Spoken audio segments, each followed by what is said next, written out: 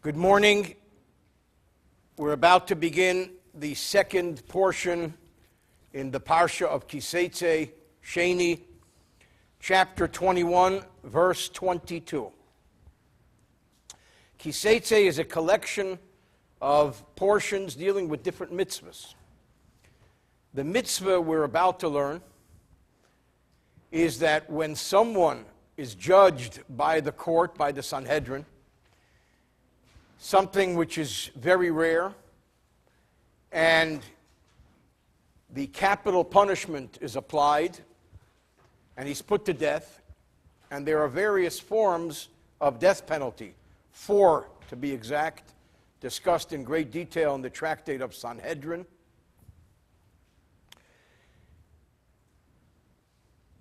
The stoning death penalty is always followed by hanging that person on a gallows of sorts, on a tree, for a short period of time, but never overnight, and then immediately removed. And that is the gist of the beginning of today's portion. Again, chapter 21, verse 22. V'chiyiyeh b'ish, what if a man will have chet, a sin, mishpat mobes, worthy of death, v'humas, and the court tried him meticulously. It says that a court, a Sanhedrin, who put someone to death more often than once in 70 years, was considered a murderous court. So it didn't happen every day that the courts found people guilty and applied the death penalty. Nevertheless, it does happen. So then the halacha is, v'salisa eisei al eitz, you shall hang him on a tree or a gallows of sorts. Rashi, v'chiyiyeh v'ish, chet mishpat mobes, smichas haparshias magid. The fact that this portion follows the previous portion of a ben sorer umora, of a stubborn and rebellious son, which we learned at the end of yesterday's portion. Magid, this teaches us, shimchosim olav avi v'imei, that if the parents of the stubborn and rebellious son have compassion and don't prosecute him, safe in the end, it will happen, sheyetze letar basra, that he's going to become a very wicked person. He's going to become a trombanik, as we say. V'yaver averes, he's going to begin to commit transgressions. V'yischayev misa bebezdin, and at the end, he's going to be found guilty, and the death penalty will be applied sooner or later, but in the interim, he will have taken so many more lives or harmed so many more people. Incidentally, the whole Ben Sorah Remora thing was rarely, if ever, actually applied due to the difficulties in bringing about all of the technicalities of the law. V'salisa eisei al eitz, but it sure scared a lot of kids. V'salisa eisei al eitz. I remember when I was a kid learning this, I said, oh, I'm behaving. Rabbi Seinu Amru, our rabbis taught, Kol haniskolin nislin, that anyone who is stoned by the courts is afterwards hanged. Shenemar ki killas elokim toli, as it says, for he who curses God hangs, and cursing God as the stoning punishment. So from here, the Gemara Sanhedrin deduces that anyone who is ever stoned as part of the death penalty application of stoning is always hanged after they die for a short while. And here he specifies in 23, Leisolin nivlose al ha'etz, you may never allow the body to remain overnight on the gallows, on the tree. Ki kover tigberenu b'yemahu, because you must bury him on that day. Ki kilalas elikim tolui, because it is a negative message about Hashem when one of his creatures are hanging. That's the gist of the message here, as Rashi will explain. V'leisitam me'esat moscha, and do not defile your land, asher Hashem elokecha neisen l'chonachla, which God your God gives you as an inheritance. Rashi, ki killas elokim tolui zilzulei shem melechu. This is an insult to the king, to Hashem. Why hanging a bad guy would insult Hashem? Because man is made in the image of his Creator. Furthermore, the Jewish people are not only created in his image, but they're also his children. So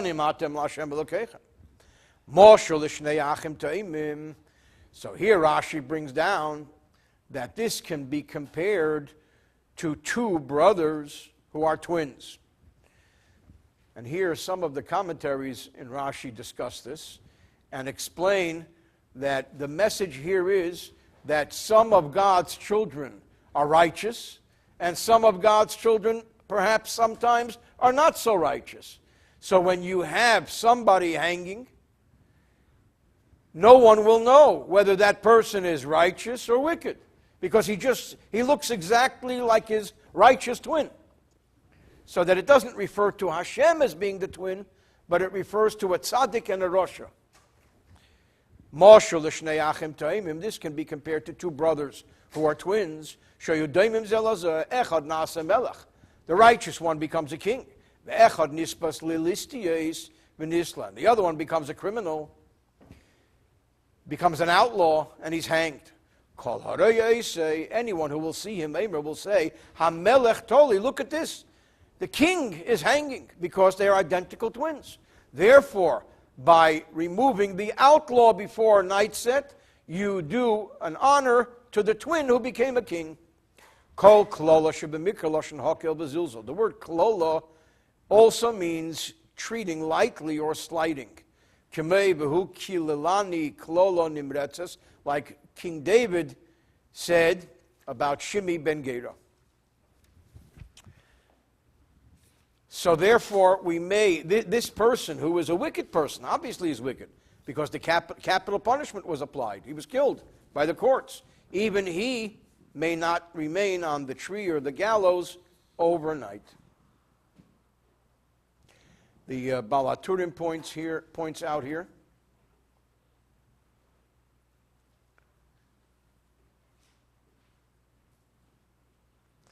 that al ha'etz, what is the significance of al ha'etz, which means on the tree? And then it says ki kover tikberenu, that also the branch of the tree upon which he was hanging is buried with him. And this is an allusion to the fact that when we bury people, we do it in a coffin of wood. And that's the idea of al ha'etz, ki kover tikberenu. There's a beautiful interpretation on verse 22, which I believe was stated by one of the disciples of the Arizal. When the Arizal passed away, maybe it was one of the Arizal's disciples who passed away, but something of that nature, where a very great tzaddik passed away. He was, relatively speaking, a young man. We know the Arizal was 36, 37 when he passed away. So the interpretation here is in verse 22, if you follow along with me. If there will be within a human being, chet, the word chet means a sin, but the word chet is also milashon chisaron, something lacking. V'aniyu shloima b'ni chatoyim means missing. So the word chet is missing, lacking. If a person will lack something, what will he be lacking? Mishpat mobus. We'll see that a good person, a tzaddik, was judged by Hashem to die. V'humas, and he dies. We have no idea why a tzaddik would die. Certainly not because he sinned. Not every person who dies young is a sinner. On the contrary, there are many tzaddikim who died young. Case in point is the Arizal, who lived 36, 37 years. So if a person will lack the completeness of his life and he dies prematurely, how do you explain that? You're going to say, no, he had to have sinned, we just don't know about it? Absolutely not. So he says, V'salisa eisei al eitz. You should hang the reason that he died on the eitz hadas, because there was the sin of Adam and Eve. And life went into a very imperfect, cyclical cycle. and righteous people suffer, and wicked people prosper, and we don't understand anything. And therefore, it's very conceivable that a young person can die. Why would he die? Because Adam and Eve sinned in the Garden of Eden, and until Mashiach comes, life will not be perfect. So that is the eulogy which was stated at the funeral, or at the eulogy of this great tzaddik, who I believe was either the Arizal or one of his disciples. Chapter 22, verse 1. There's a halacha that says that if we see something that belongs to someone else, we have to return it. That makes a decent society. Kids start learning Gemara. Usually, by and large, what's the first section of the Gemara they learn? Tractate Baba Metzia. In Baba Metzia itself, the second chapter, Elu Metzias Shalo, Ve'elu Chayiv Lahachris. This is when somebody finds something, this is what he can keep, and this has to be announced, and we have to search and find who lost the object. So that returning, Hashavas Aveda, returning a lost item is a great mitzvah, and it's a great obligation. The problem is that we can spend our entire life returning lost items and never get a chance to go to work. There's an adorable story told. Many years ago, there was a Boy Scout who kept coming late to his scout meeting. And he was warned once and twice and 3 times. And finally, one day he comes late. And the scoutmaster says, "That's it, you're late again, a half hour late. Why are you late? Do you have a good excuse?" He says, "Of course I do. I was helping this old lady cross the street." He says, "That is a good deed, but a half hour? Explain that." He says, "She didn't want to cross." Verse 1. You cannot see the ox of your brother, a yesei or his sheep, nidochin, being driven away. V'salam tamehem, and you'll hide yourself and you'll say, "I know nothing, I see nothing. I got things to do, places to go, people to see." Who wants to go take the other guy's ox and bring it back? It's crazy. I'm going to the airport. Hashev teshivim liachicha. You must return it to your brother. V'salamto kevish ayin kilo einireyeo. You cover your eyes and you say, "I don't see anything." It's an interesting thing that when a child covers his eyes, he thinks because he doesn't see you, you don't see him. We think if we cover our eyes and we make believe, we make believe we don't know, Hashem still sees us. Leisida v'salamto, leisida eisei shetisalam imeno. You shall not see it and then make like you didn't see it. Zel pshute, this is the simple meaning. But our rabbis have said that not always do you have to stop what you're doing and return somebody's lost item. Sometimes you can make like you didn't see it. And if my recollection serves me correctly, there are 3 examples brought down here. Among others, one example is if the object, for example, the ox, wanders into a cemetery, and the guy who found it is a Kohen can't wander into a cemetery. So he's free. Another example is if we're talking about a very great person who doesn't lead his own ox around. He's not going to go and lead an ox around. That's not what he does. He's the mayor of the city. He's the rabbi of the city, a great Talmud Chacham or whatever. And the other thing is, if what he's about to do, his time is worth more than the ox. For example, the guy's a brain surgeon, and his hour is worth whatever brain surgeons charge. And the ox is worth $75. So it doesn't work out. So there are logical applications where one would be exempt from this mitzvah, although not being in the mood is not one of these exemptions. So this is part one of this mitzvah.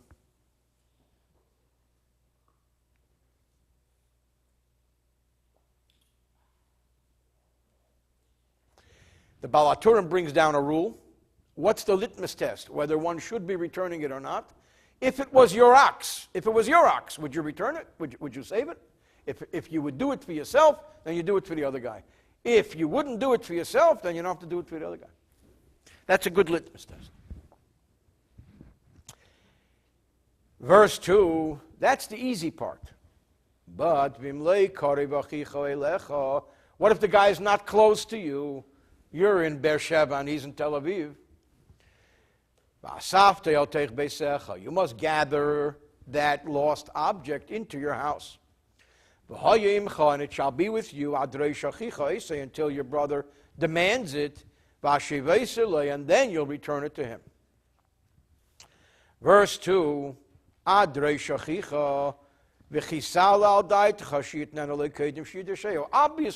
until the guy asks for it. I mean, do you expect him to return it before somebody asks for it? What is he, a prophet? Ella, the word adrei shachicha teaches us something the Gemara talks about at great length. Darshehu, that the finder has to investigate properly. Shelo yehi ramoi, that to make sure that the guy's not a thief. Because there are plenty of thieves. You know, if somebody hangs up a sign on a bulletin board, who lost $1,000 in $20 bills? Come, this is my phone number. You imagine how many phone calls you're going to get? There's a lot of people out there who would like $1,000 in $20 bills.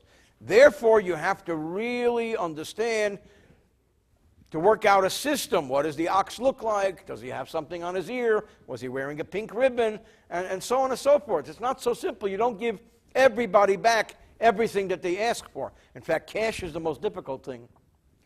To have a siman, to have a clear ID. You have to make sure that it's worth returning. Why? You have to understand that an ox eats a lot of food. You can't take an ox into your house and say, here, watch TV till I come back. You have to feed it breakfast, lunch, and dinner. What if the ox is worth $100 and the ox is sitting there for 3 weeks and he eats $100 worth? And then the guy's going to come 3 months later and you'll say, here's your ox, but by the way, you owe me $1,000. From here we learned that anything that works and eats, let him work. Take the ox and send him to work. That way, the work that he produces deals with the food that you're buying. But if something does not work and eat, but it just sits around and looks pretty, then you mocher, sell it. And better, when the guy shows up, you'll give him money. Otherwise, in no time at all, the food that it eats will consume its value. In other words, the Torah does not expect me to support somebody else's animal for forever. I have a right when the guy comes to say, this is what you owe me. So there are many, many details in the application of this law. The Baal HaTurim brings down that the word va'asafto, you shall gather it, is used in another place, which talks about that you gather up the leper and remove from him his leprosy. That it's used in the situation of leprosy. This is a lesson to us that sometimes leprosy comes when a person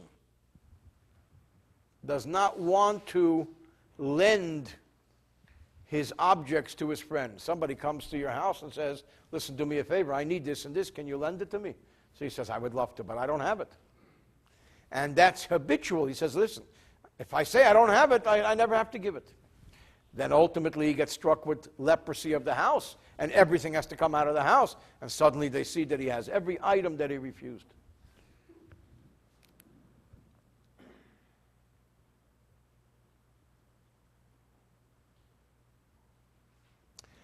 Adrei shachicha, meaning ad sheyidresh eis shelo. He has to ask for his sign. What's your proof that it's yours? And that has to do with simonim, discussed at great length in the Gemara. Verse 3, this does not only apply to a donkey, to an ox and a sheep, as he says in verse 1. It also applies to a donkey. It also applies to a garment, to a dress, to a suit. To any lost object of your brother, which shall be lost, and you will find it. You cannot hide yourself and say, I don't know, I didn't see it. By hiding your eye, as if you don't see it. That's an expression in Yiddish, macht sich nicht wissendig. Makes believe he doesn't know. The next mitzvah, Leisida es chameir achicha, eishere neflim baderech. Don't see the donkey of your fellow, or his ox, which was laden with merchandise, falling down by the road. V'salamta mehem, and you'll hide yourself. Hakim, tokim ime, you shall surely help him lift it up again. And this is a complex mitzvah. This has to do with helping your friend. It also has to do with tsar balachayim, with the pain that the animal is suffering as it is laying under its load. Rashi, hakim, tokim, zutin, this means to assist him in loading it again. The hatin masishanaf, to load up the burden again. Ime im bolav. The mitzvah is that if the owner is there and he's struggling, and you see him struggling, help him. What if the owner sees you and says, and you walk over and say, whoa, what a mitzvah. I have an opportunity to help somebody load his animal. The guy says, oh, thank God for mitzvahs, I'm going to have coffee. So if the owner leaves and leaves you there, and says, mitzvah, being that it's your mitzvah, me, it's my job. But for you, it's your mitzvah. Potter, obviously, he doesn't need to help the guy who doesn't care about his own burden. And here the debate is, does he have to help unload it if the animal is suffering? Verse 5. Here we have an interesting mitzvah. That men may not wear women's clothing, or dress up like women, or make up like women. Women may not wear men's clothing. This is called in Hollywood cross-dressing. And the reason people would do it is so that the men can hang out with the women, go into the women's locker room, and the women can go to the men. And this is forbidden by Torah law, and it carries to the point where men may not dress in women's clothing at all, women may not dress in men's clothing, and it has many far-reaching applications. Rashi, verse 5. The garments or anything that pertains to a man shall not be upon a woman. Nor shall a man put on the garments of a woman. Because all those who perform any of these acts are performing that which is abominable to Hashem. This is an abomination. Men should be men, and women should be women. 5, that she becomes similar, she resembles a man. In order that she should be able to hang out amongst the men. This smacks of immorality. It's not going to lead to good things. This will give him a ticket to go with the women. Another meaning that no one should do to their body various applications which are unique to one sex or the other. He brings down that a man should not remove the genital hair or the underarm hair, which is something that women did in that culture, and this is forbidden as brought down in the Gemara. So any form of, again, makeup or any form of application is forbidden if it's unique to one sex. In fact, one of the halachas as to why some argue that a man must wear a beard is because a woman does not have a beard.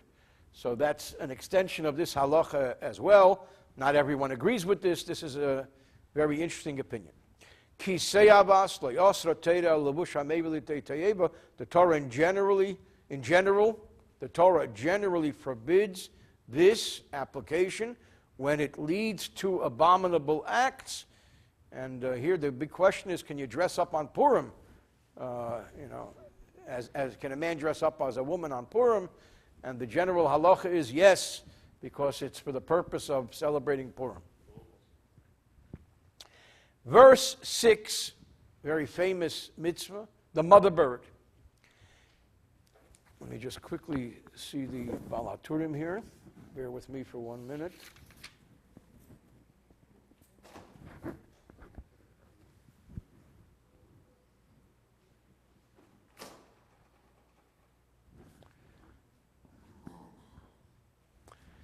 Okay, verse 6. If you encounter a bird's nest before you, which means you're walking down the road and you see a bird's nest. Ba'derech on the road, b'chalates in any tree, or on the ground. Efreichem with young chicks, beitzim or eggs. V'ha'im revetzes alo efreichem, and the mother bird is sitting on the young, beitzim, or on the eggs. Loisikach ha'im al habonim. Do not take the mother with the baby birds or the eggs. Rashi, there are many details in this law. Ki yikore pratla mezuman. This excludes someone who raises birds. We're talking about someone who's walking down the road. Someone who raises birds, that's what he does. It's in his backyard. You may not take her while she is still sitting upon her young. But what should you do? 7. Shaleach tishalach hasoim. Send away the mother bird. V'es habonim tikach loch. And then take the young. So the mother bird will not see you taking the young. Laman, in order that yitabloch, it will be well for you. Barachta yomim, and your days will be prolonged.